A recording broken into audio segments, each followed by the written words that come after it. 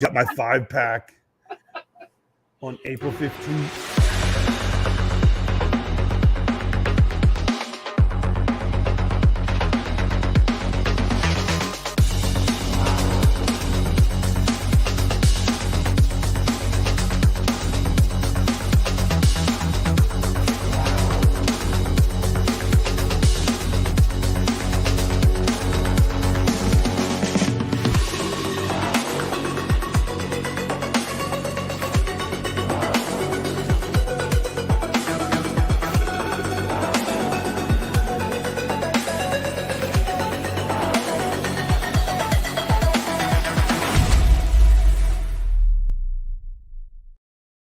What is going on, everybody? Welcome to the I Tap That Cigar Show, presented by Corona Cigar. As always, I am your host, Kevin from Cigar Prop, and I am coming to you live from the Drew Estate Experience Asset Studios here on the sunny Gulf Coast of Florida. Joining me, as always, is my co-host, Kerr Viajante of Stogie Road Cigars. Hello, Kevin. Hello, What's up, buddy? Kerr. How you been? I'm tired, man. That's the first Monday I've worked in a long time, and normally I like to have the day off. We relax before the show. I try and get like a good 90 minutes of TikTok in before the show to help me unwind. And then I didn't get my TikTok. I got like 20 minutes before the show started. It was a tough day. Kevin did not get his TikTok in. I know. So tough day, buddy. Tough day, man. Yeah, tough day. I had to go to stupid work instead of watching TikTok all day. Oh, so I'm sorry, man. I'm really sorry about that. But that's okay. Jessica, how's the new office? I got a new office chair. How's the chair? The only thing I don't like about it is it doesn't have the kickstand, so I can put my feet. Okay, well, I bought it for me. Well, so but yet I have to sit in it on Friday nights. It needs to accommodate me. You know what, Kevin? Next time, just put a box, and then she'll complain about that. And say, no, it's not my chair. Actually, it's very comfortable. Like it's as far as like comfort goes, it's definitely more comfortable than the other one. But yeah. The one thing that I did like was that. Yeah, I had a little flip out. But Kevin likes to lean back in the chair, and I don't like doing it. Yeah, I'm a leaner. But yeah, I'm tired of these gaming chairs. Like the gaming chairs are expensive. They're built like crap. Yeah. They did have one from Razer at the Staples though. It was marked down from like $900 down to like $400, and it was like, oh my god, this chair was. Hey, Kerr, what is the image on your shirt? So here, I don't. Yeah. What is that's the Black Horse cigar shop up in okay. North, I'm not gonna lie, I thought you were wearing like a Loch Ness monster. Speaking of images, where's our overlay? Oh yeah. So yes. Calm down. So just actually, I use a chair that I bought from the Salvation Army 6 years ago. I appreciate a chair. It was an old desk chair. They had like a whole bunch of office equipment that was donated, and I bought a bunch of their chairs. I'll tell you right now, for like $10 at Goodwill, when we used to get any kind of office chairs, desks, you name it, that was always the first thing. Do you know how many farts are in an office chair? Right, I couldn't sit in it. I couldn't. Awesome. I couldn't do it. I cleaned the seat and then I refarted it. You don't have any room to talk about any kind of bodily anything after your video you posted about your own. How many calling cards are on this? So the new boss at work, Mike's only been with us for about a month at our store. You know, he came over from from the Firestone side, joined us at Tires Plus, and like on his first day, he like reaches, he's like trying to write something, so he reaches in my pocket to grab my hand, and I slap his hand away, and I'm like, "You're new here. I'm gonna let that slide." I go, "Anything in my pockets, you don't touch, because all of this goes in my mouth at one point, because I'm always holding everything in my mouth." And I go, "And all of you here are dirty." I go, "I don't know you, but I know you're dirty." I come out of the bathroom. I know you don't wash your hands. You touch my pen. I put my pen in your mouth, and it's too much. Shit mouth. It's too much to think about. I get it. Just it'll actually it'll incapacitate me to think about that. You won't stop talking about it right now. So I know. I'm starting to get nervous. Like, so you see how I'm just thinking about it. I noticed Jessica. I knew that Jessica, you would like my chair, my upcycled chair. I like that you upcycled the chair. Yeah, Thank you did. for that. Thank you. The environment thanks you as well. I have purchased a couple of chairs and they suck. They fall apart. This was like one of those heavy duty office chairs, and I've had it for like 6 years. They not make office chairs like they used to. Nope. Well, they do, but now they're like $1,000 for an office chair. But there are some definitely heavy duty ones. $10. Our guests tonight are lawyers. I bet they got the fancy chairs too. I bet they got $1,000 chairs that cools their ass and warms it, and like you see like the X chair on TV. They don't even tell you a price. It's $25 a month. I don't know how expensive that chair is, but when they're on TV telling you, that chair better do a lot, man. Yeah, it's like the Snap-on guy when he comes by with a new tool. I'm like, how much is that? And he's like, it's $25 a week. Don't tell me that.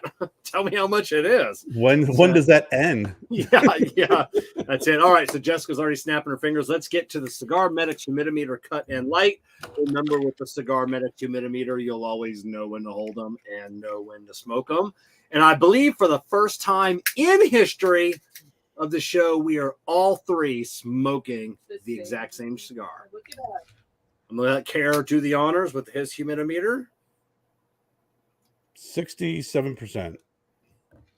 Mine is at 68%. Jessica? Jessica's lighting hers. Jessica's like, mine's on fire. 103. Yeah. So yes, and what it is, we're all smoking. I'm just gonna keep going with that. Oh, and you're using the fancy. You picture of Wyatt lighting warming up his fries. That's it. That was a good pick. Here. You want a little cheat sheet there, Kevin? All right. No, I mean, I'm not gonna have a cheat sheet. We're gonna that's what this show's about. We're gonna talk about the cigars. I'm just gonna be like, all right, here's everything you need to know about. I have an idea who might know what cigars. Kind of cigar smoking. Have a good night, everybody. So we are all smoking a Nomos cigar. It's not and the same one at that. So which size are you smoking? This should be. I think is this a Toro? I think. I don't know. Where's my cigar prop ring gauge tool? My cigar propometer. I have got a 6. It appears to be a 60. No, 6 by. I'm gonna go 6 by 56. It could be 54. It's a little snug, but I'm fitting in the. So I'm gonna go 6 by 56. I'm at a 6 by 42. Okay. We're not all smoking the same my size. Cigar propometer. You can get these today at cigarprop.com.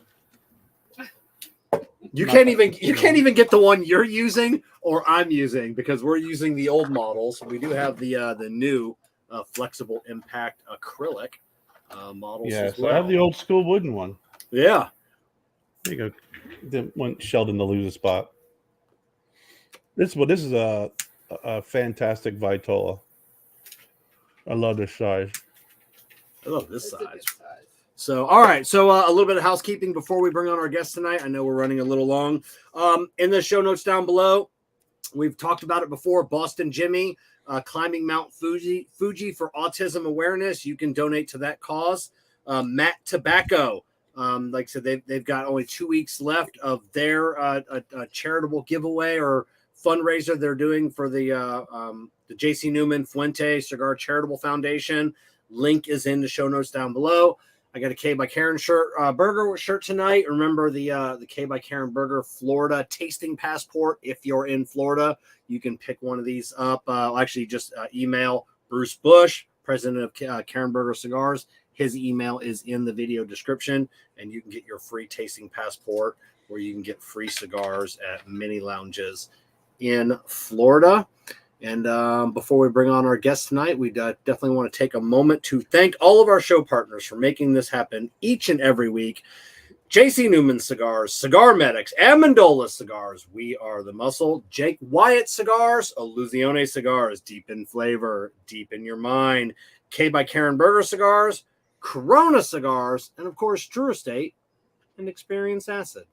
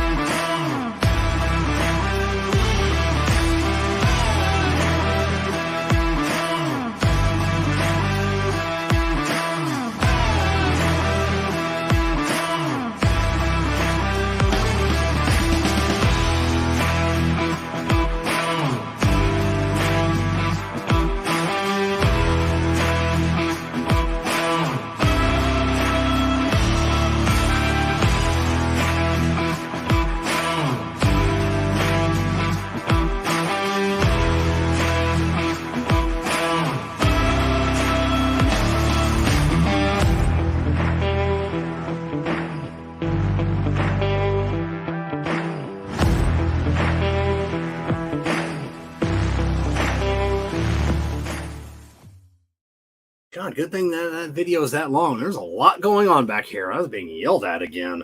So again, again, just like before the show. Man, it's been. I'm sorry, man. I can't blame me on that one. No, it was. I'm gonna own this one. This one was my fault.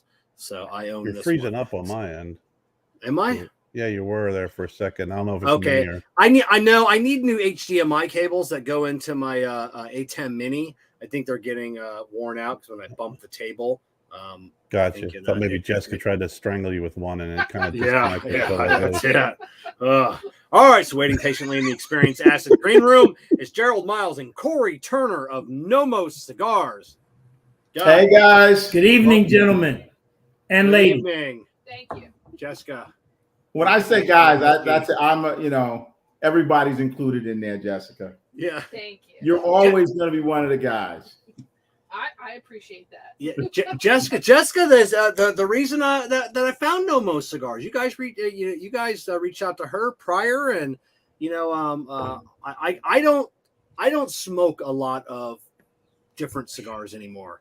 Kevin's a snob. I'm not a snob. We're blending for ourselves as well. Kerr's always got something going on, so I'm always smoking his stuff too. And then we've got other manufacturers and then advertisers. So it's nice when she does give me a good boutique company, and then I find it and I'm like, damn it. Now I got to add something else, another great cigar to my profile. Decisions. Life's tough, Kev. Well, Jessica was on fire. So on Instagram, she was on fire. So she was just right there we had to get her something. Yeah. It was a no-brainer.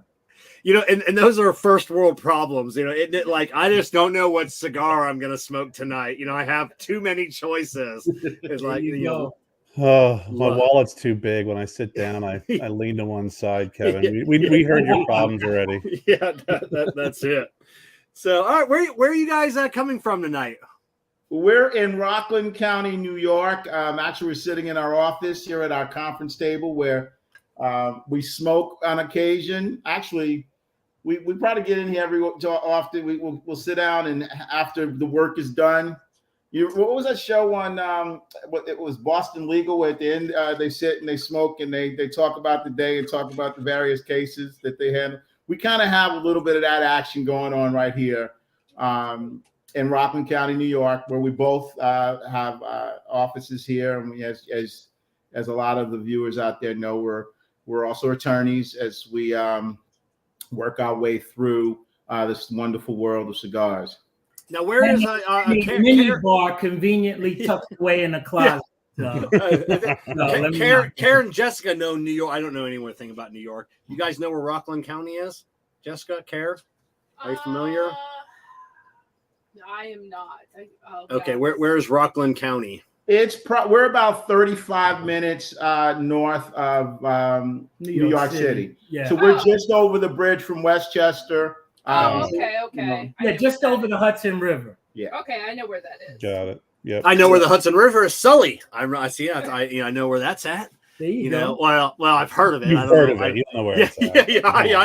I don't know where shit is at on this planet. It's state. Who knows anymore with GPS? That's it. I don't need to know any of that. There you go. And like we were talking before the show, AI and GPS, all there that. It's gonna be good. Yeah, it's Kerr. That's gonna take us into that. What was that movie where everybody was an idiot? The guy went to sleep and he woke up. He was an idiot and during our time he woke up and he was in a cryogenic. Idiocracy. I haven't seen it. I've seen movie. I've seen like a dozen clips on TikTok of various scenes throughout the movie. I gotta watch it. I love Terry Crews. So I gotta watch that. That movie could not reflect where we're headed any more than it does, because it is just so hilarious. Yeah, I got a good argument with my wife just recently, and because we were driving from Troy, New York, my son was looking at a school. We're driving from North Carolina, and we stopped to get gas and something to eat, and we're jumping back on 95, right? And we're going home, so it's 95 north, and it's right there. You jump on, and the GPS was kind of figuring it out a little bit because we had just turned around, whatever. and she's looking at the 95 north right blue. It's right there, and she still doesn't want to do it because the GPS hasn't told her to do it. And I'm like, what are you doing? Oh my I don't God! know. I might be on your wife's side. I know you are. I've driven with you. I know you are. Because you don't want to use the backup camera yet. No, I want to do it refuses myself. to use the backup And camera. I won't use it. Backup cameras made me lazy. Oh no, the backup cameras. That's just golden right there. You got to watch though. I think they're recording. I think they're you know, because we and then all the manufacturers say they're not. And we had a customer come in our shop. I'm a mechanic. This is probably going back, I don't know, probably about 2 years ago, and maybe a little bit longer.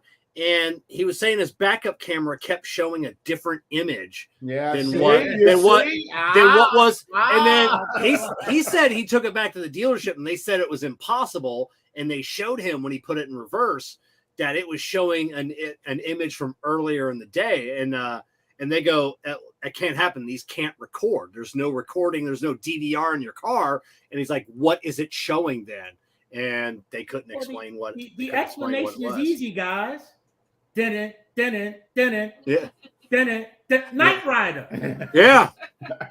Car is possessed. No, that was I got it all. Yeah, there you go. There you go. I don't know what theme song you were singing. Yeah. They were there like, what is he doing? What is he talking about? I thought you were doing like Jaws. Like I was gonna say, what the hell is that? the hell's a shark got to do with backup camera? That's it, you know. Oh my God. But I do try and warn people on their cars, though, you know, because the cars do have the black boxes in them. Like, you know, and down here in Florida, state troopers, you know, depending on the severity of the scene, they can plug in. You know, and they can figure out your last, depending on your vehicle, your last 7 to 12 incidences where you've, you know, driven recklessly. Or if they wanted to dig deep, they could tell you how many times you went over the speed limit. It's really starts screwing us all over. Big Brother is indeed watching. No, I'm not using the backup camera, guy. It might be an optical illusion. You know, somebody may be out there wanting to get rid of me, and I'm backing up into a ditch, and they don't want to let me know. So that's funny. I use an app on my phone, and every week it'll tell me, it goes, you used your phone for 57 minutes while driving this week. Try and do better next week. And I'm like, you mind your damn business is what you need to do. You know, I do what I want. Well, wait till your car insurance company sends you a letter telling you that your premium's going up. Yeah, your policy premium's going up just for that reason. Oh yeah, that's I got the OnStar, so they're always tracking everything where I go, everything else. So it's I don't know, it's nuts. And I'm the opposite. I don't use anything. Yeah, Jessica's anti-technology. I want all of it. I want all. Compartment full of maps, Jess. Yeah. Yeah. My dad. Jess and I, we were like our first road trip when we were like dating. We were going to like New Jersey, and her dad like brings out the atlas, slams it on the table. I remember that. He like flips it open and goes, "All right, so which route are you taking? Are you taking?" And I go, "He's a AAA man. He's a AAA man." I'm like, I don't know. Just I'm looking on the road and listen to the voice comes out of my speakers. Yeah, but what's sad is that little did my dad know is that even looking at that, Kevin's like, I don't know, that could be Mexico. I don't even know what I'm looking at here. Like there's too many roads. So I don't. Yeah, too many options. Yeah, but even when I was like growing up, like in New Jersey, and then I used to go to New York, you know how to read like the subway, the bus, like you just kind of know maps. That's right. So it's really not. I don't know. It's not that difficult, Kevin. Yeah, I grew up in Florida. We don't have subways, and we don't take buses and trams, and so. But you do have roads in most places. We do have roads in most places. So, but we're like we got I-75. You know, runs through the middle of the state all the way up and down. So we just know how to get to that, and then that gets us other places. But you're going to tell me no city here in Florida has buses, Kevin? Come on. No, that every city has buses. Well, you just said we didn't have buses. No, we didn't take buses. So. All right, so moving along here, we have a cigar show to run here. Are you guys originally from New York? Oh, yeah. Yes, we are. Absolutely. Me originally from Brooklyn, New York. Okay. I'm originally from the Bronx, and then I moved up to Rockland County where I was still relatively young. And yeah, so we're New Yorkers through and through. How'd you guys meet? Did you guys grow up together? We did not. No. We were well, obviously we're both attorneys here in Rockland, and there was a bar association in which I was the president of the association, and Corey was a trust. What were you? VP. The VP. He was my VP. See, figurehead. He's forgotten already. Yeah. Look at that. Well, I knew you were somebody. Trustee. What is that? Trustee, man. You're still with me, so obviously Right. you did something All great right. back Yeah, then, right? we did. But that was years ago, and we just started to kind of find a lot of things in common. Corey was looking to make a move into Rockland County, and I was pretty established here with a practice and an office, and kind of knew my way around quite a bit here. And so we just kind of linked up, and then after that, he moved into my office. We were in a different office. I ultimately bought a place, and he's been here with me, and we started vacationing together. I kind of introduced him years ago to the cigar world. He jumped on and got on real fast and just started to really develop his palate with an enormous pace. And then we do vacations together here and there, and always the focal point was cigars. Always the focal point, as it should. Cigars, bourbon. He doesn't do bourbon. What is you? I'm more of a Scotch whiskey guy. Rum. That's more my thing. So over the course of some cigars and rum and vacations, the idea came about this creating our own blend, and the rest is history. So they say. So we're gonna back up for a second. What kind of lawyers are you, or attorneys? Attorneys, right? Because there's a difference between a lawyer and an attorney, right? No, not at all. About the same. There's no difference. Okay. I have a general practice. I do quite a bit of litigation. I'm a litigator. Like I'm that guy that likes to be in court. I'm that guy that likes to be kind of in front of everybody and orating and directing. So I do quite a bit of litigation, but I do have a practice that brings in quite a bit of real estate as well, and criminal defense, which is also a form of litigation. So that's what I do. Yeah, so primarily my practice consists of transactional real estate and wills, trust, and estates, or surrogates court practice. So those are my two primary areas. All right. So by the way, but earlier we were talking about chairs and lawyers having the money. Yeah. Chairs. What your viewers may not know is I have an expensive chair, but that's because I'm 6'1" and about 320 pounds. On a good day, I'm 320. Okay, so I can't be running around in some little dinky, the store that what is Staples? They have those little chairs out. I can't do that, because I'll get 3 days out of that one. Yeah. Oh my God, that's funny. Well, needless to say, I'm not far behind him, but I happen to be one of those sub 6 foot guys, right around 5'9". But I'm smaller, but I walk with a big stick, guys. No more. Right. So Kerr and I are the bigger guys. We're above the 6 foot mark. So Okay. I'm I'm in the minority here. I'm sub 200. Kerr's post 2 something. 2 something. Post. So, Thanks, Kev. yeah. Listen, I'm sure you're good. So Kerr, you're driving that average right up, aren't you? Yeah. I am. Kevin's weights dropped us, but I got us back up again. Don't worry about it. Oh my God. So take us back to was there a moment when that you guys wanted to start your own cigar brand? Like, were you sitting around somewhere in a lounge in your office there and be like, we should start a cigar company? I think there was a moment. Did we memorialize that? No, but I'm more likely than not, we were probably sitting in front of a pool and really enjoying various smokes, because we like to get into a conversation about what we were smoking. And sometimes you get something that's not so great, and you think you think you're getting something that you're going to enjoy in terms of a smoke, and then sometimes you don't. And I just have a personality that I want something that I want anytime I want it, and I want to know what it's going to taste like every time I get it. That's not to say that I always want the same thing, but when it came down to it, we were like, we're both entrepreneurs in a sense. We both have our own practice. We don't work for law firms. I did early on in my practice, but I have been doing my own thing for in excess of 21 years. So I'm a guy who likes to kind of get up and do my own thing and have what I want to have. So because cigars are such a huge part of my everyday and have been for such a long time, for me, it was kind of a rhythm tick, and that must have come out in a conversation. Let's do our own thing. Let's do it. Let's make it happen. We had actually seen enough and visited enough and understood a little bit of how we would have to start that process. But I do think I would say that it probably started over some bourbon and some drinks, some bourbon and some cigars by a pool someplace, and just said, let's make this happen.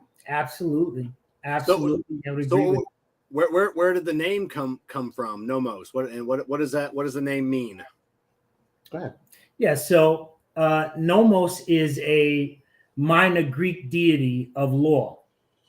Okay. And so, I know Jerrold, you and your children were talking, and you came. Actually, what happened is my wife, when we were trying to, after we, our process was a detailed process, and we'll get into that in terms of determining our blend and working with that quite a few master blenders to come to our blend to get what we wanted. After we had that process completed, now we needed a name. So we did a lot of brainstorming, and my wife was doing some brainstorming as well and looking at a few things. And one day she said, well, what about, she came up with the name Nomos, because she knew obviously we're both, it's a nod to the fact that we're lawyers, and Nomos, like you said, it's a Greek deity of law. And I like the strength of the name. I like the kind of character that it conveyed. There's a strength to it. So I like, and then as soon as we, it just felt good on the tongue and on the brain, Nomos. And the story behind it really worked for us. Yeah. Then I like the Greek lettering. If you look at our band, yes. Our band is representative of kind of a Greek lettering. And I all of that came together beautifully. So it just worked at that point. So that's the derivation of Nomos. Oh, right on. So where did you go? What was your first step? So you guys, they say you created the cigar, then you created the name, but how did you know where to go? Because there's not a lot of, you only got Martinez, the only cigar maker in New York, I believe, but how did you know where to go? Or who did you call? I always loved hearing that, because you've got this idea and it's like, let's go and see. And who was that? Well, I'll tell you. Well, we manufacture out of the Dominican Republic. So we had taken trips to the Dominican Republic in the past several times, vacationing, some lawyer wine downtime. And we had the ability to kind of see Santiago and get around. Obviously, we have some friends here in New York that are also Dominican and spend a lot of time there. So that helped. But we had the ability to tour the factories and also meet with some smaller artisans who are making cigars. So we manufacture out of the Dominican Republic, and we started to make relationships there. But your question is really an important one, because one of the things that I found is that although there are a lot of self-help books out there, it's very difficult to find a self-help book, on how to start a cigar business, right? So it's really about making relationships, getting out in Santiago and meeting people and really understanding the industry on a granular level, something that's very important to us. It should be very important to anyone who has a business. You got to kind of understand it A to Z. So it started there in the Dominican Republic, really meeting with smaller cigar manufacturers and working our way up. Yeah, we actually, in terms of the first person that we spoke with, that's hard to kind of go back and say, because what we did is we tried to be very intuitive while we're out there when you're speaking to individuals and you have a goal in mind in terms of what you're after, you listen very closely to the answers and you listen to names. And we went after those names. Like we would call them up. Well, you have a number, we'd call. And, our process, guys, was we went through quite a few master blenders to actually get this. We had master blenders working on the blend, and we provide the description of what we were looking for and put them to work. And, many of them were just, I was amazed back then how they were able to listen to what I wanted and my description and go back and create something and bring it to me.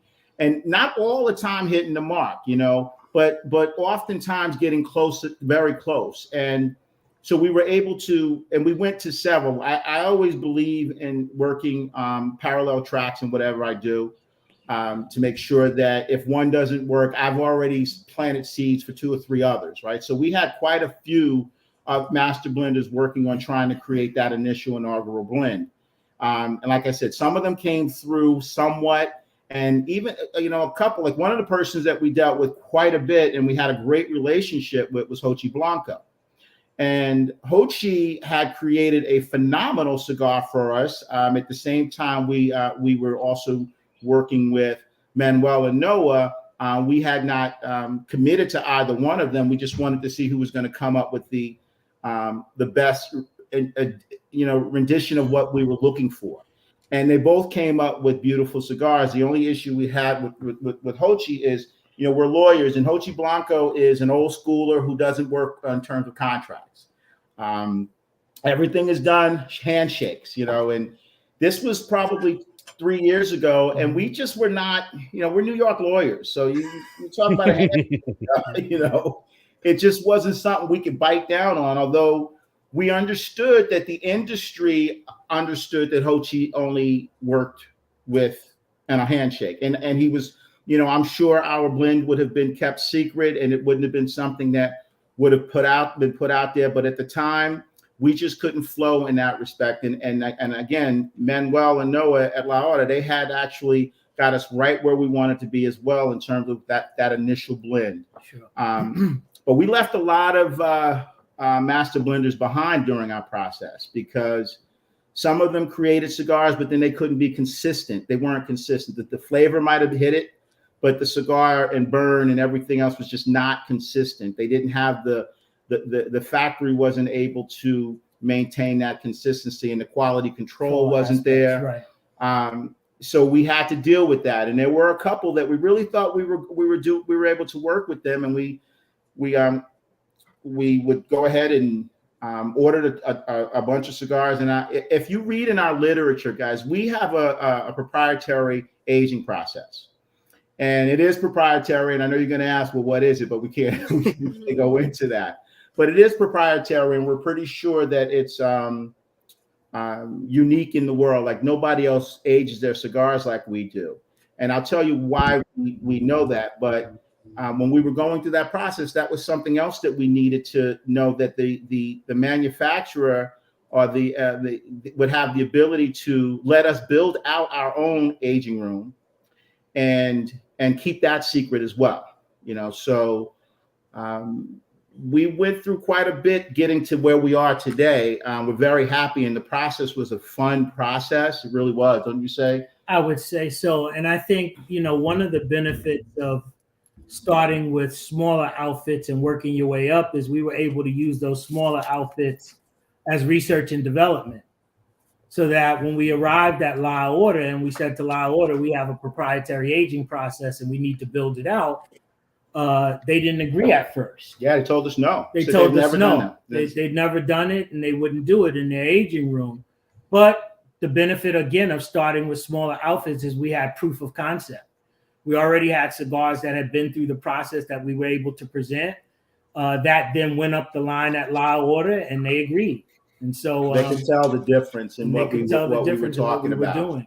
And they had meetings over it, and they came back to us and said, you know what, you got something, and we're going to do it. We're going to allow you to do it. I want to back up for a second. You said something earlier that intrigued me, and we're going to come back to this. That you people were blending based on a description of a cigar, you know, that what you wanted. I mean, what did you want? Like when you approached, you know, these master blenders, what did you tell them? Were you looking for a specific tobacco? Were you looking for a flavor profile? What did you tell them that, you know, so they could start the process? Absolutely. Wonderful question. When I talked to you about Corey and I sitting and determining what we wanted to do in terms of that inaugural cigar, what was important to me was starting out with Cameroon. And not to say that we finished with Cameroon, but I wanted to start out my inaugural cigar to have a strong Cameroon presence.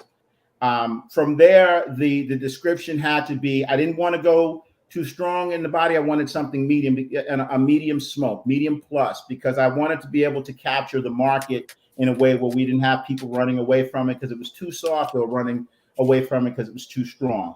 I wanted to get the name and get the smoke introduced to, and not scare even new smokers, you know, that they could try it. It might be a little stronger than what they would, there's something a little softer, but they would still find and hit that flavor note, get those flavor notes from it, because it wouldn't be too overpowering. So that was another characteristic that I wanted to make very clear and had to be in my cigar. Another thing that I was very, very particular about, because as a cigar smoker, one of the things I can't stand is tasting an ashy cigar. I don't like to wake up and feel like I've been licking an ashtray all night. So I had to make sure that anything we created, that inaugural cigar, had to be smooth and have a silky creaminess with no ashy taste on it. Yeah. So when we were doing our sampling of it, everyone had to meet those standards. In terms of the additional tobacco with respect to the filler and the binder, I let the master blenders do what they needed to do. As long as the Cameroon was there initially, that was my overall. I didn't tell them that I needed to have Nicaraguan. I didn't tell them that I needed to have Dominican in there. I just let them know, look, it's got to be Cameroon. It's got to be top quality Cameroon, and it's got to come across. And all those other characteristics that I just explained had to be a part of the cigar. Yeah, and the other thing is, we would bring back those samples here to New York and focus group those samples. Yeah. So we had several focus groups with smokers on different levels along the spectrum, from novices to aficionados. I mean, we're fortunate enough to be members of a very, very great cigar club here on the New York, New Jersey border, and we would focus group the cigars with those guys, with friends of ours, and that feedback was very helpful along the way in developing the cigar that we have now. Shout out to Hurt and Tap in Montvale, New Jersey. That's right. That's my second and third home. That's my spot, you know. That's we pulled a lot of our guys out. And we pulled, you know, that's what we did a lot of the pulled our focus group from. You know, and that was going to be one of my questions I had. Because I'm a big focus group guy on logos, on brand. Like, I'm an online focus group. I am a big focus group person. But you guys had said something that, you know, there's really only one other boutique maker that has kind of did, and that was Kerr. You know, when Kerr was looking for a new factory, when he was having problems, you know, he got multiple samples and talked with multiple factories, you know, and getting samples. That's not something I hear even on the show. In personal conversations, like someone will go to one factory and then they'll work, and sometimes, you know, go through months and months of blending, and then it doesn't work out, and then they find somebody else. But you know, like I said, Kerr did that, you know, and he was sending some cigars. Kerr, you had some you know, well I know that we got the Jerrold and Corey on tonight, but you know, what was your, you know, when you were looking at multiple factories, was that something, you know, I'm trying to think of like the right words to say, like why go with multiple and have everybody doing the same thing at the same time? Well, and then Jerrold and Corey, the same question. I think for me it was, you know, and I was like, you know, I'm going to play my cards above the table, and told everybody, you know, hey, I'm shopping around and looking for a factory, you know, factory that's I can work with, that gets the vision, you know, yada, yada, yada, can get the blends down. And then from there, you can, you know, judge it on several different levels, you know, responsiveness, you know, if they're responsive with your samples, then you can expect them to be responsive when it comes to them in full production. Willingness to work with you on the blends, and willingness to make changes and adaptability as well. So it's more than just a cigar. In my opinion, at that time, it was also the working relationship with the factory and the ability to keep in contact, keep you updated, et cetera, et cetera, et cetera. And then obviously the final product is always going to be important. So, I had a lot of great factories that, I reached out to that sent me samples, and, it just really kind of boiled down to going with the Tabacalera Nuevo Nica. Now, same question, guys. Almost like Kerr, like Kerr was interviewing. So now, when he was telling the story, it was almost like he was interviewing these factories. How responsive are you going to be? Are you going to take my project seriously? Well, you're interviewing both, right? Both. I mean, I'm sure you guys, I'm sure you all were interviewing them and they were interviewing you, because if you're going to be giving them your money and having a regular production, they have their expectations of you. It's like, okay, we want these many cigars, we want this much order, blah, blah, blah, blah. So that interview has to go two ways. It has to be a good fit for both parties. Yeah, absolutely. And I have to tell you, as I said previously, I always work on parallel tracks, like in everything that I do, so that if something doesn't go the right way, I've actually put two or three redundancy into whatever I do. And that's not just from the standpoint of making sure that I'm covering those bases, but I also know that at some point, no matter who I choose, one or two, price is going to be the next thing.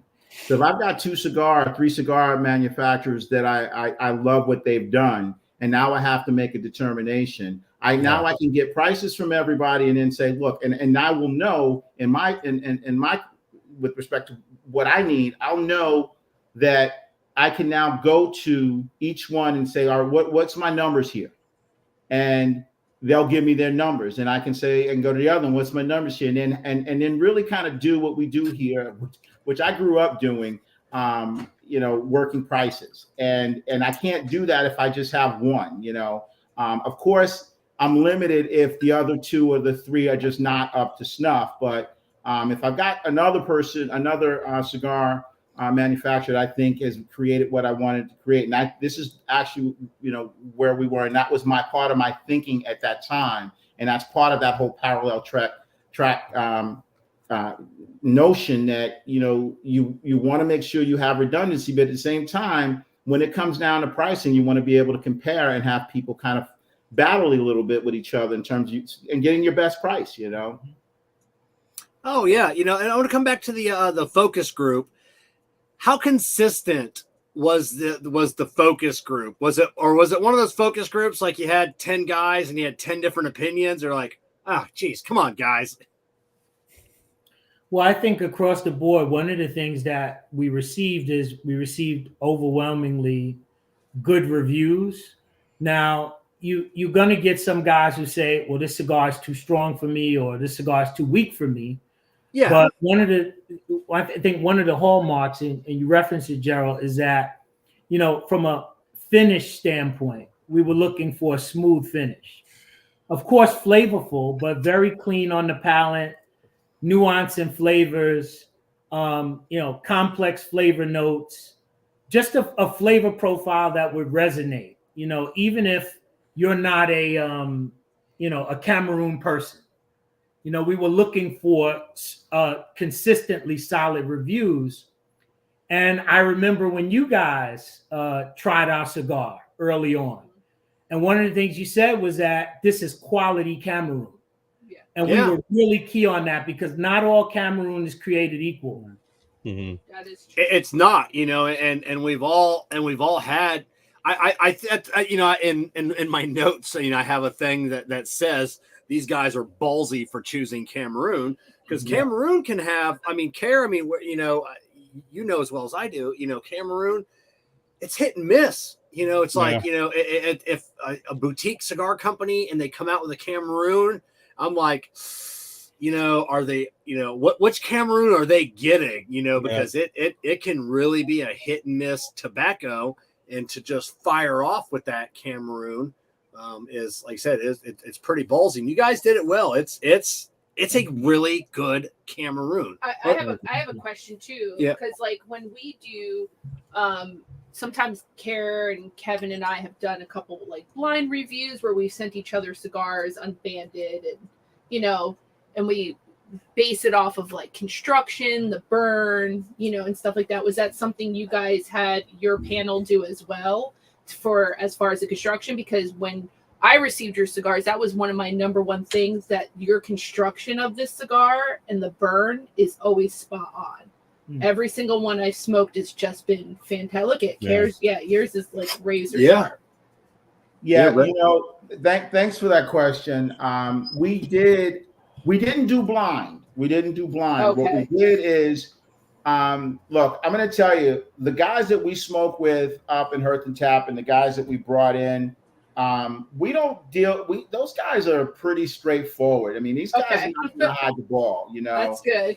and you know, we appreciated that, because I didn't need anyone kissing my ass when I'm trying to create something. This is like giving birth to a child. You want your child to be everything it's supposed to be. You want it to be, and I want you to tell me. You know, I wanted to, and these guys were, you know, and we were there during smoke. So actually, we should step back when we said we did focus groups. Remember, we had a lot of other quite a few other manufacturers working for us. So we would get bundles in, and they weren't always on point, you know. And guys would tell us, you know, and sometimes you could see it. The proof was in the pudding. That's why I said the consistency at some of the spots, although the flavor is good, but the thing was canoeing all over the place, and that was something that these guys were readily able to share with you. And, you know, but you got to be careful. Some of the guys, you know, some guys will give you a little, everyone, you know, some of us cigar smokers have real idiosyncrasies, right?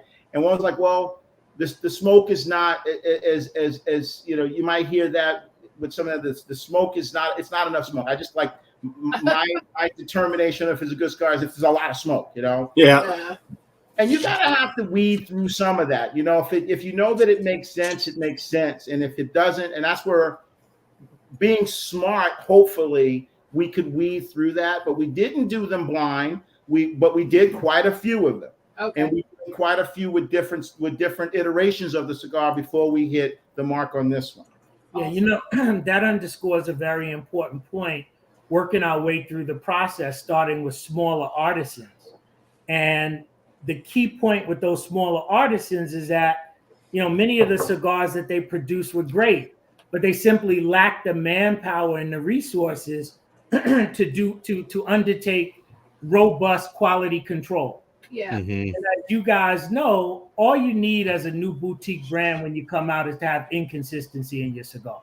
Yep. And that's a death knell. So that was another point that really brought home to us the importance of that quality control. And, you know, to get a little granular for you, a little more granular with some of your viewers, you know, our cigars are made in Tamboril, and in the Dominican Republic, they have things called their free zones or their tax-free zones, the Zona Francas, right? Zona Franca. And, you know, some of the manufacturers were kind of independent guys there that were not in the Zona Franca, right? So from a business standpoint, even if they did make a really good cigar and there was some consistency, there was a problem there, because to use them as our manufacturer, there would be enormous tax implications rolling the cigars out of there and getting them here. Yeah, it would have been difficult and costly to scale. Right, you know, right. Those conditions. As a matter of fact, some of the guys that, and we learned, you know, we're quick studies when it comes to a lot of this stuff, and we knew immediately that the Zona Franca issue was going to be something that had to be dealt with any manufacturer. And some of the guys that we worked with, we had great relationships with them, trying to get them to create the cigar for us, but they didn't even know about this being in a Zona Franca at the time. Like one guy who we really love, he subsequently, after we introduced the notion of we were going to have a problem, because he didn't know what it was, and now he's in the Zona Franca, and he had no idea. Wow, that's a little scary, you know. It's like, hey, you know, but it's I don't know. It's absolutely nuts down there. I know at the free zone we've had, you know, makers come on, and that's a whole thing in itself. But at least being lawyers, you understood that going into it. Right. I imagine being lawyers, that definitely gives you a leg up, you know, in a lot of the business aspects, because Kerr and I, how many times have we heard, the stories of things that happened later on? Oh, I didn't know. I didn't know. Right. And it's just like, oh God, it's a lot of guys they just want a cigar made. That's all. Yeah. That's all they can. Kev, it was beneficial. I mean, we were able to do a lot of things that we do every day, all day as lawyers, and we didn't have to go to someone else and pay them, right? Which is a big thing. And our trademark, Corey he has a history in trademark, so he was able to jump right in there and get that taken care of. And a lot of the creating the business entities, we actually did entities here, and we knew to do them in the Dominican Republic. Knowing that you have to get. I'm just going to interrupt for a second, Kevin. You need to talk to Corey afterwards. She's saying that because I have paid an attorney close to $1,000 this year on 2 separate trademarks. One, the trademark office said I abandoned the trademark. I didn't. I responded to their letter. The other one said my name wasn't on the cigar ban, and it was, and I didn't know how to fight the trademark office. So $1,000 later to an attorney, and just get it done just like that. So Kevin, needless to say, we didn't have those problems. Shit through a goose, I might say. Yes. So that does make it nice being lawyers, and then knowing, just talking with people, when someone's trying to be shady with you, right? It's like, hey, I hear this all day long. Yeah.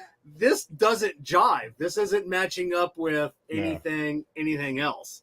That was a big help. And I'll tell you another thing that was pretty helpful. Corey and I have been attorneys for quite some time. And, between the two of us, we got 45 years experience, and, we've done well. Thankfully, I'm a knock on wood. We've done very well. And that afforded us the ability to maneuver without having to run around seeking funds from everyone and borrowing money here and borrowing money there. On top of, obviously, the fact that we were able to do a lot of the things ourselves. So it afforded us the ability we didn't have to wait for manufacturers to put together a blend and ship it to us. We were right there. We were able to be there almost every time. We were there and through the process. So in essence, what that did for us is once something rolled out in terms of a sample for us to try, we were there to go pick it up and go back, smoke it, and come back the next day and say, look, I need you to tweak this, I need you to tweak that. And we did that throughout the process with every manufacturer. We didn't have to have them ship, we were there. And of course, having our own practices and really having the kind of experience we have as attorneys, we can our time and resources, we know what we're doing, and not everyone has the ability to do that. And again, we did not have to run around to banks asking for money to get funding to start the box maker, the label maker, the cigar rings, the cigars itself. We were able to do what we had to do from a funding standpoint, which is really beneficial. So it has helped us out. Now you'd said when you didn't like something or not like it, something was off, and then you're like, hey, can you change this? Can you change that? Were you able to articulate, I know you're cigar smokers, but you're not cigar blenders. Were you able to articulate what you wanted, or was, other than like, I've said it before, me, I'd like make it stronger. I don't know what that, I don't know how to do that. Just do it. Or I want more chocolate. Can you figure that out?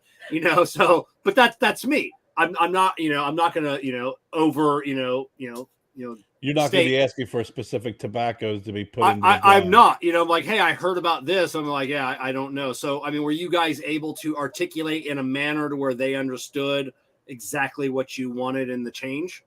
So Jerrold definitely led the way on that. I would definitely say that you're the architect of the blend, having had more experience than me.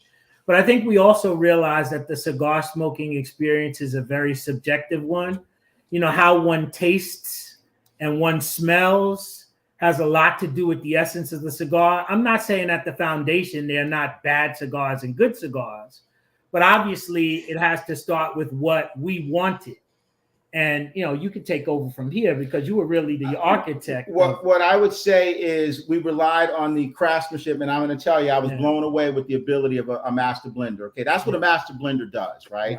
A master blender is the one that's supposed to understand. You conceptually give them an idea of what you're looking for, and the master blender should go back and be able to grab this and put this together to get you what you want, right? As long as he understands smoothness, as long as he understands, I don't want ash. As long as he understands Cameroon, nice smooth Cameroon, even burn. If you can communicate that to him, if he's worth his salt, which a lot of them are, and I was blown away. They can do what they need to do, and when they bring back a sample, and you say, okay, great, you got me here, you got it right, you hit it here, but you didn't hit it here, and I need you to change this. I'm tasting a little bit of ash on that. You got to go back and get rid of that, it's a little bit on the peppery side. I'm not really looking for that much pepper on the front end or back end. I want a little less pepper. A little bit in there is kind of tantalizing, but I don't want. If you communicate that to them, and by the way, we always had a translator because everyone spoke Spanish, obviously, and I'm like un poquito when it comes to Spanish. But if my translator understood what I said and communicated it to them, it was striking how the next day when I came back, they hit it. They knew what to hit, and that's what you have to rely on when it comes to the master blenders. And that's why there are some that are considered the best in the world, Manuel Anoa, Hochi Blanco. They can hear it, they can go in and perform their artistry and come back with what you want. And that was beneficial. And I have to say, even some of the guys, obviously, that we had to leave behind, they all had that skill because they didn't become master blenders without having that ability in some way, shape, or form. Mm-hmm. So that was a very interesting process when they were able to do it, and I was able to smoke it and smoke what I asked for. I was like, wow, this is great. And then even past the flavor profile, it's the experience overall, right? What do you see when you see that cigar? What's the sheen on that cigar? How does it feel in your hand? Is it light or does it feel like it has some substance? How does my finger feel around it? I mean, all those things we considered, and it went into our inaugural cigar, which is the Toro. And by the way, Kevin, you were right on point with the sizing there, 6x56. Yeah. Oh, okay. Kerr, because you guys took Kerr's 5-pack, we felt bad for him. Yeah. What we did with Kerr is we gave him the first sampling of our 2 new sizes. That we have a Lonsdale and we have a Robusto. So we sent that out to him. So he's sampling. I think he's got the Lonsdale though. I am smoking Lonsdale. He has that there. It's one of my favorite. This is about one of my favorite Vitolas. So there you go, Jess. What do you think? All right, about so that? you don't give him a hard. There you go. And we got Boston Jimmy joining us tonight. I'm not sure if you guys are familiar with Boston Jimmy. He's here in Florida, Stogie Press. Absolutely. Yeah. So Stogie Press, great. And then we're gonna interrupt. Like I said, once again, like I said, we talked about this at the beginning of the show. We're going to talk about it here in the middle. As you can see, Boston Jimmy has an Autism Speaks a little icon there. Remember, once again, in the show notes down below, if you're listening to this on the podcast in the future, in the podcast description is a clickable link to the Autism Speaks fundraiser that Boston Jimmy is putting on. Him and his son are climbing Mount Fuji to benefit autism research. So please, just click that link, donate. I tell everybody, just donate the price of one cigar, $8 to $10. It's all you need to donate. And please help Jimmy reach his goal. And super stoked to see photos of Jimmy smoking his way up Mount Fuji. Yeah. So Jimmy. So gonna be awesome. I don't know if this is one of your questions, so I might be like interrupting your interview here. But one of my questions is, since you guys are lawyers and obviously you're aware of the situation in the cigar industry of the whole tobacco and flavored cigars and what what they're going to do and how people are going forward are going to be able to have cigars and stuff. Is that something that you guys have looked into to kind of go lobby and start kind of getting behind that part of the industry as well? No, I'll tell you the way we are cognizant of it quite a bit. So, and what we do is we've donated to PCA's cause, because PCA goes out there and they're on the ground battling for us. So we've donated there. We've been very involved. We have advertised with PCA. When they ask for donations to go out there, we send a little something for them to go out there and fight the cause. Look.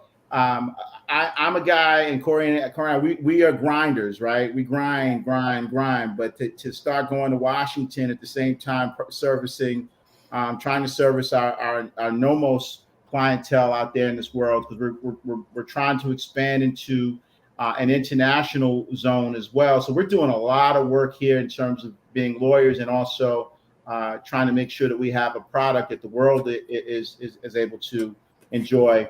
We just don't have the time to go out there and lobby, but we can give what we can give to PCA and recognize the hard work that they put into lobby on behalf of the tobacco industry. No, that's definitely valid, and and it's a good resource, that you're donating to be able to do that, because they have set that groundwork down. That's it. Now, were you guys? Because I'm still shocked at how many people in the cigar industry, cigar smokers, brick and mortar owners, and even brand owners that aren't cognizant of what's going on in the industry. Were you guys, when you guys created your hey, let's start a cigar company, were you aware of all of the battle, the pre-trial? I mean, the grandfather thing, everything else. Were you guys cognizant of that prior, or did you learn about that as you're going?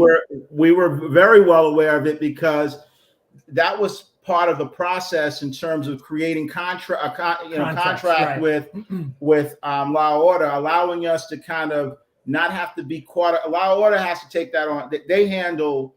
As manufacturers, making sure that their product can be sold in the United States. They're the ones that are making sure that that's done. We deal with, grandfather through them. Grandfather through them, and that was all kind of laid out and discussed and dealt with up front in detail when we entered into contract with them. So absolutely, we were aware of it, and we were aware of the different strategic ways of trying to keep it from hampering us moving forward. So yes, we were on that. Yeah. All right, Ben Irwin wants to know, what are you guys sipping on tonight? I am doing my Bullet. I love the Bullet. I don't do the rye, and we were waiting quite a while before you guys put us on. So this is where I'm at with my Bullet. Yeah. And listen, I had a hard day entering, so I was looking forward to sitting down. So I started a little early, though. Oh, nice. And I've got a little Balvenie Caribbean cask here. Oh, right. Oh, nice. Kerr, what are you sipping on tonight? Water. Just water? Yeah. He's cleansing his palate. I got this Irish whiskey, Kevin. It's Writer's Tears. Oh man, I've heard about that, and I haven't tried any of that. It is delicious, man. It's fantastic. But what a name! That's a great name. It is, isn't it? I have my scotch here. But yeah, it's very good. I do like Bullet as well. I do like their rye. I gotta tell you, I've been getting into ryes lately just because of the spice that the ryes have, and man, the blackened rye is really good. Yeah, I love I'm a Bullet guy, really. I used to be a Jack guy for the longest, and I think I was a Jack guy for too long. I just got to stay away from the Jack after a minute. I told you I'm 320 some odd pounds, but I like my Jack with Coke. And that Coca-Cola was just killing me. It was just too much on me. So I had to, and I really got used to Jack and Coke, with my cigars and everything. So doing the Jack without the Coke, although it was fine, I kind of flipped the script and put Jack aside. I know I'm killing a lot of people out there right now, but I did love Jack for many, many years. I'm a diet Coke. So Bacardi and diet, 0 carbs, 0 sugar, 0 calories. There you go. That's how I keep my sub 200 going. Keeps his girlish figure. keeps my girlish figure. Now you said you used a word earlier that was very intriguing to me, and we always do that sometimes. Makes me ask my follow-up question. When you said your inaugural cigar, leads me to believe that there will be another cigar. Yes, certainly. Actually, you know, the inaugural cigar meant that obviously the size was also a part of that inaugural sentiment, because we wanted to start out, as I had said earlier, you know, we wanted to make sure that we hit the market in a nice sweet spot where people are, you know, you're going to get as many smokers as you possibly can be interested in your cigars. So we started out, we wanted to make sure that the Toro is one of those sizes that a lot of, you know, it's a size. Everybody smokes. Yeah. And what we did is we went out, we came out with that. We focused on that one alone. So it was the blend and it was the Toro size, right? So subsequently, as feedback started to come back, we knew we were going to introduce different sizes with the same blend. But we started getting good feedback from people who absolutely love the cigar. And the only thing we were getting is, you know, this is a 2.5 hour smoke, you know, I had guys, I work construction, and, you know, sometimes, you know, I get like an hour break and I want to smoke. I can't finish this Toro, you know, can you come out with something I can get through within an hour? And we knew that the Robusto will be the next in line for that, you know? So we decided to go the same blend once again, the Robusto and the Lonsdale. So we decided which would be two sizes that people would really get into next from the Toro. So we've got the Robusto and the Lonsdale coming out. We should be launching that probably next month. It's going to be a big conversation piece and on offer at PCA this year, because we're looking forward to being at PCA and really introducing the two new sizes. And we're actually on our way tomorrow night to the Dominican Republic to sit down and have some conversation about the next cigar. We won't go too. We know what we want. We know what we're going to do. It's going to be something special. It's going to be something delicious.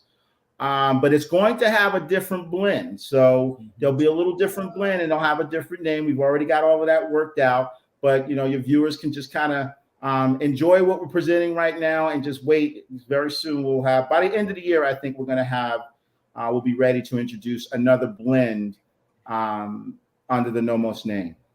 Oh, right on. Now in blending, I know going from Robusto to Toro, there's not a whole lot of blend variation, you know, but going to a Lonsdale, obviously they're tweaking that blend just a little bit because it's a smaller cigar. You know, it's not like baking a smaller cake. You just don't, necessarily shorten up the have the recipe. You know, did that take a few blends on the Lonsdale or did they figure that out? Because I know Manuel, he blended, the vice versa that we did with Fratello. Manuel's a great blender. Was he able to nail that? Yeah, great. Great guy. I don't know. I've only seen interviews. Seems like a great guy. He is wonderful person. Did he nail that right away, or did that take a little bit of tweaking on the Lonsdale version? A little bit of tweaking. Because my overall mandate is that it had to be a Nomos, right? It had to be a Nomos. It had to be, the way this process is going for us. We will have this. These sizes should be very close to one another, right? There might be maybe the slightest difference, but not very much. You should be able to blindly taste. If you are a Nomos smoker and you're used to the Toro, you should be able to pick up the Lonsdale and know that you're smoking a Nomos. You should be able to pick up the Robusto and know that you're smoking a Nomos. So that was like the mandate. So yeah, it took a few tweaks here and there to get that, because I didn't want anything. I didn't want it to be different. I want the blend to be consistent, and I want people to know that when they're smoking a Toro, a Lonsdale Robusto, that they have a Nomos in their hand. So we made sure that, but he was able to get us to a point, but it took a couple of times. We had, you got to go back. You got, it's not right there, but it wasn't much because he really is a master blender, and he is one of the top in the world. So he knows how to get to it fast. He's pretty phenomenal. Now, did you have to make any adjustments to your the aging room or the Nomos aging process at all for the different sizes? I don't know if you guys. Every cigar that will come out of a Nomos will have the benefit of the Nomos aging process. So all of our cigars will take a nap before you smoke them. All of them will take a nap. So I love that. Nomos aging process. I know, Kerr. That's brilliant, isn't it? It is. Well, luckily that's you fantastic. handle trademarks. Yeah. Let your cigars take a nap. So I love it. Oh, absolutely perfect. I had another question, and then the nap got me. So the long tail's fantastic. We did have a question from Manny. He said, "Do you believe in bad cigars?" Okay, let's go around the room on that. Let's let Jessica, Kerr. We're gonna start with Jerrold and Corey. Do you believe there are bad cigars? I'm going to tell you right out.